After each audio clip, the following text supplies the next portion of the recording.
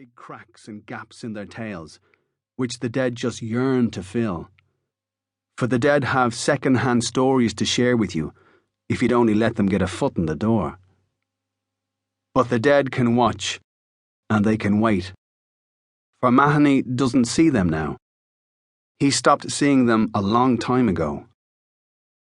Now the dead are confined to a brief scud across the room that lights out, or a wobble now and then in his peripheral vision.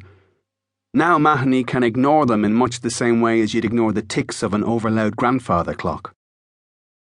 So Mahony pays no notice at all to the dead old woman pushing her face through the wall next to Tighe's right elbow. And Tighe pays no notice either, for, like the rest of us, he is blessed with a blissful lack of vision. The dead old woman opens a pair of briny eyes as round as vinegar eggs and looks at Mahony, and Mahony looks away, smiling full into Tighe's big face. So, are there any digs about the town, pal? There's no work here. Tighe crosses his arms high on his chest and sniffs woefully. Mahony produces a half-pack of fags from his jacket pocket, and Tighe takes one. They stand smoking a while, Tighe with his eyes narrowed against the sun, Mahony with a shadow of a smile on his face. The dead old woman slips out a few good inches above the pavement and points enigmatically down towards the cellar, muttering darkly. Mahony increases his smile to show his teeth in an expression of considerable natural charm altogether capable of beguiling the hardest bastard of humankind.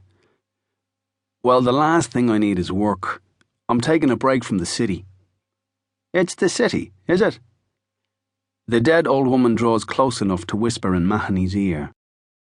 Mahony takes a drag and then exhales.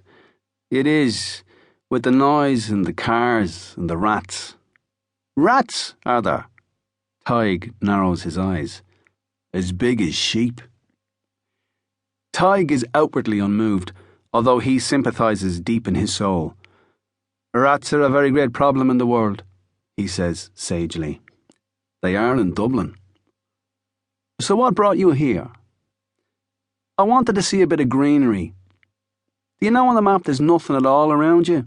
Just triangles for mountains, and these little trees all in rows for miles and miles. It's the arse end of beyond you're after then. Mahony looks thoughtful. Do you know, I think it is. Well, you've found it. You're on the run in the Wild West? Seems so. A lady or the law? Mahony takes his fag out of his mouth and flicks it in the direction of the dead old woman, who throws a profoundly disgusted look at him. She lifts her filmy skirts and flits back through the wall of the pub. She was no lady. Tighe's face twitches as he curbs a smile. What are we calling ya?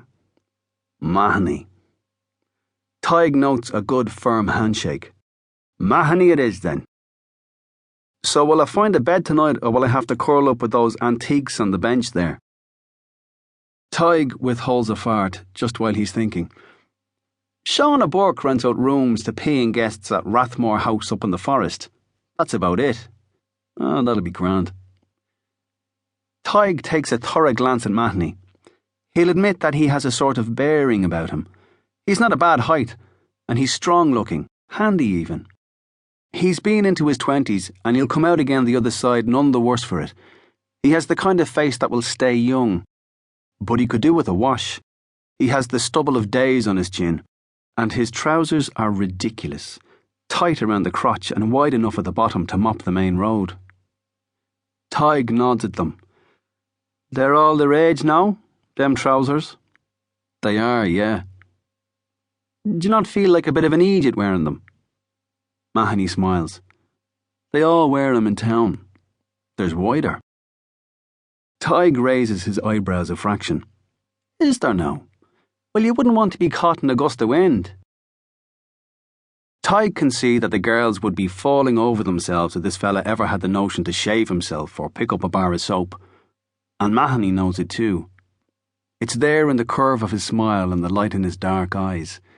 It's in the way he moves, like he owns every inch of himself. Tighe stakes a smile.